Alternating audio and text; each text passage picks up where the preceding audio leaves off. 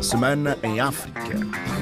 Abrimos esta semana em África com a Guiné-Bissau, onde a atualidade política foi muito densa nestes últimos dias, com Brahima Camara, líder do partido Madem G15, a denunciar na quarta-feira um alegado plano do poder no sentido de adiar as legislativas de 24 de novembro. Mais pormenores, como o Sabaldé. Segundo Brahima Camara, o plano seria o seguinte: adiar as legislativas antecipadas e realizar eleições simultâneas, presidenciais e legislativas em novembro de 2025. O plano seria executado desta forma: provocar uma falsa tentativa de golpe de Estado ainda este ano, prender os principais opositores como sendo os cabecilhas da conjura. Brahima Camara chama a atenção dos guineenses e da comunidade internacional sobre este alegado plano. Diz que o plano tem como principal alvo prendê-lo a si, o que afirma não temer por estar de consciência tranquila. O coordenador do Madem G15 falava na quarta-feira à noite no ato de conferir posse aos membros do seu partido que vão organizar no próximo sábado, dia 7, um congresso extraordinário.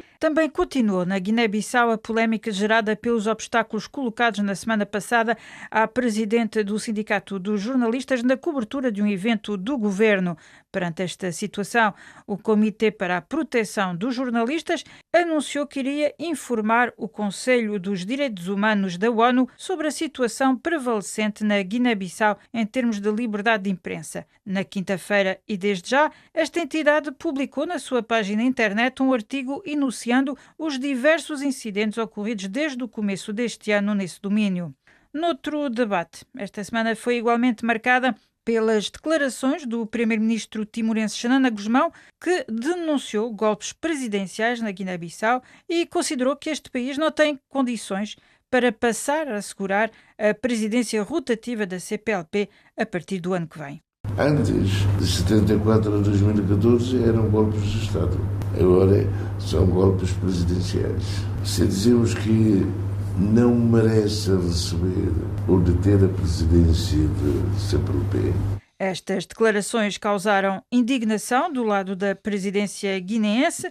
Fernando Delfim da Silva, antigo chefe da diplomacia e atual conselheiro político do presidente da Guiné-Bissau, Umar Sissoco Embaló, denunciou um atrevimento intolerável e invocou os laços históricos que ligam os dois países. Nos momentos muito difíceis para Timor-Leste, vieram jovens timorenses a Guiné-Bissau. Eles foram treinados no nosso centro de instrução militar, na localidade de Cumeré. É todo esse passado de amizade e de respeito que alguns timorenses estão agora a tentar manchar por causa desse seu atrevimento de querer intrometer-se nos assuntos internos da Guiné-Bissau. Lições de Maria Alcateri e de Xanana Gusmão? Não as vamos tolerar.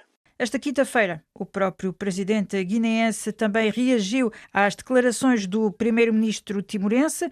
Umar Sissoco Embaló lamentou as críticas dos irmãos dirigentes timorenses e disse, por outro lado, que não pediu para presidir a CPLP. Perante a polémica instalada, em entrevista à RFI, Gareth Guadalupe, ministro dos Negócios Estrangeiros de São Tomé e Príncipe, país que assegura atualmente a presidência rotativa da CPLP, admitiu que venha a ser discutida a situação política na Guiné-Bissau numa reunião informal a ser organizada à margem da próxima Assembleia Geral das Nações Unidas em Nova Iorque. São Tomé e Príncipe tendo a presidência, nós vamos fazer circular um convite a todos os chefes de Estado e do Governo da CPLP que estarão na Assembleia Geral das Nações Unidas em Nova Iorque e teremos uma reunião informal, porque a reunião formal só poderá ter lugar quando São Tomé e Príncipe entregar a presidência ao próximo país e que até agora a decisão que existe é que seja entregue à Guiné-Bissau, porque uma das premissas da CPLP é a não ingerência nos assuntos externos de cada Estado-membro. E ali, nesta reunião informal, os chefes de Estado são soberanos se alguém quiser levantar esta questão. Noutro aspecto, relativamente à atualidade interna de São Tomé e Príncipe, o chefe do governo, Patrício Trovoada, anunciou publicamente que o Estado vai indemnizar em cerca de 400 mil euros o ex-ministro das Finanças, Américo Ramos, detido ilegalmente em 2019 sob a acusação de corrupção e desvio de 17 milhões de dólares. Trata-se da prisão ilegal do ex-ministro das Finanças, Américo Ramos. Prisão ilegal, eu diria, com todo um processo mal conduzido e ilegal de um inocente que passou 3 meses preso e que pediu reparação ao Estado. Há um montante de indemnização para o qual ainda pedi ao lugar de Estado, que é o Procurador-Geral da República, para ver como é que podia ainda negociar sem retirar o direito, de facto, que o inocente tem de ser indemnizado. Por enquanto, estamos a 400 mil euros. Noutras latitudes na República Democrática do Congo, apesar de um cessar-fogo vigente desde 4 de agosto, recomeçaram no domingo passado os combates entre o exército congolês e os rebeldes do M23 na zona densamente povoada de Lubero, no norte de Kivu, no leste da República Democrática do Congo, de acordo com informações confirmadas tanto pelas forças congolesas como pelos rebeldes. O recrudescimento da violência acontece numa altura em que Luanda tem estado a envidar esforços para confortar o diálogo entre a RDC e o Ruanda, que tem sido acusado de participar na destabilização do seu vizinho. Entretanto, em Angola, foi designadamente notícia a detenção e condenação a 2 meses de prisão com pena suspensa do diretor da ONG Friends of Angola pela prática dos crimes de resistência e desobediência às autoridades.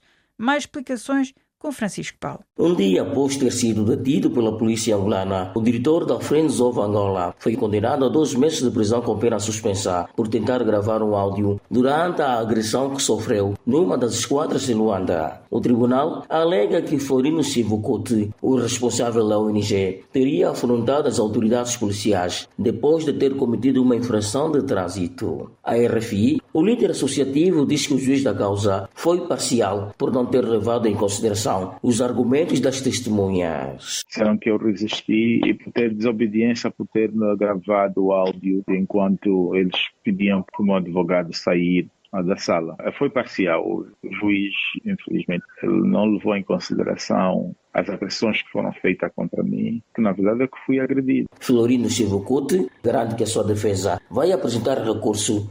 Em Cabo Verde, os olhares estão virados para o Fórum de Cooperação China-África, que vai decorrer em Pequim de 4 a 6 de setembro. Um encontro no qual, segundo Miriam Vieira, secretária de Estado dos Negócios Estrangeiros e Cooperação, o país deposita muitas expectativas com a presença de uma importante delegação chefiada pelo Primeiro-Ministro.